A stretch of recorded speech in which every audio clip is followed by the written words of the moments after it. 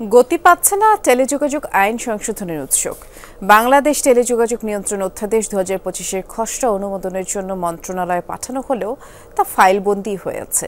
BTRC বলছে অনিয়ম রোধ এবং সংস্কারের জন্য আইন সংশোধনের বিকল্প নেই। তবে খাত সংশ্লিষ্টরা বলছেন মন্ত্রণালয় এবং নিয়ন্ত্রক সংস্থার মধ্যে ক্ষমতার ভারসাম্য রক্ষা নয়, গ্রাহক সেবার মান বৃদ্ধির পাশাপাশি বিনিয়োগ বান্ধব আইন জরুরি।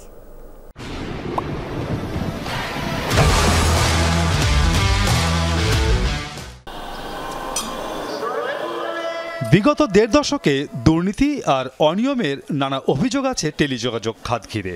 রাজনৈতিক প্রভাবে মাত্রাতিরিক্ত লাইসেন্স আদায়, সিন্ডিকেটের মাধ্যমে অবৈধভাবে মুনাফা হাতিয়ে নিয়েছে পতিত আওয়ামী লীগ সরকারের প্রভাবশালীরা।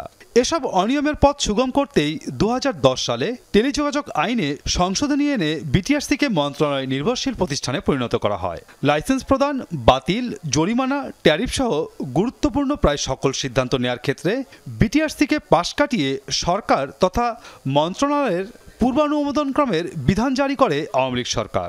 বিটিআরসির চেয়ারম্যান জানান, এ খাতে কাঙ্ক্ষিত সংস্কার আনতে হলে সিদ্ধান্ত গ্রহণে সক্ষমতার বিকল্প নেই।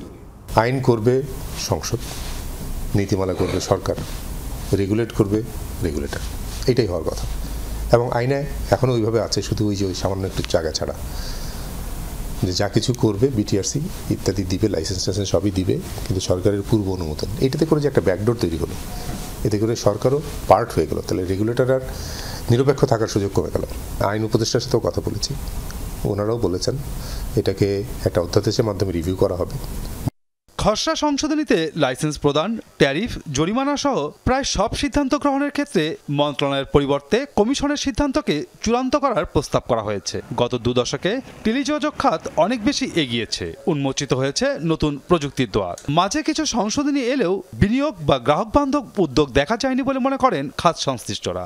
ব্যালেন্স অফ পাওয়ারের যেমন একটা ব্যাপার আছে, আমার কাছে এই জিনিসটা মানে অতটা মুখ্য না হলেও আমার কাছে অনেক বেশি মুখ্য বা প্রায়োরিটি পাবে, সেটা হচ্ছে যে এই অ্যাক্টের ভিতর এমন ফ্যাসিলিটি থাকতে হবে যেখানে বিনিয়োগ এবং এই সেক্টরটার গ্রোথ যেন আমরা এনশিওর করতে পারি, এই বিষয়গুলো যেন আমরা অন্তর্ভুক্ত করতে পারি। এই অ্যাক্ট যেন কখনোই বিজনেসকে বাধা না দেয়। জুলাই বিপ্লবের পর অনিয়ম ও দুর্নীতি রোধে নিয়ন্ত্রক সংস্থাকে শক্তিশালী করার লক্ষ্যে বাংলাদেশ টেলিযোগাযোগ আইন 2025-এর খসড়া তৈরি করেছে বিটিআরসি।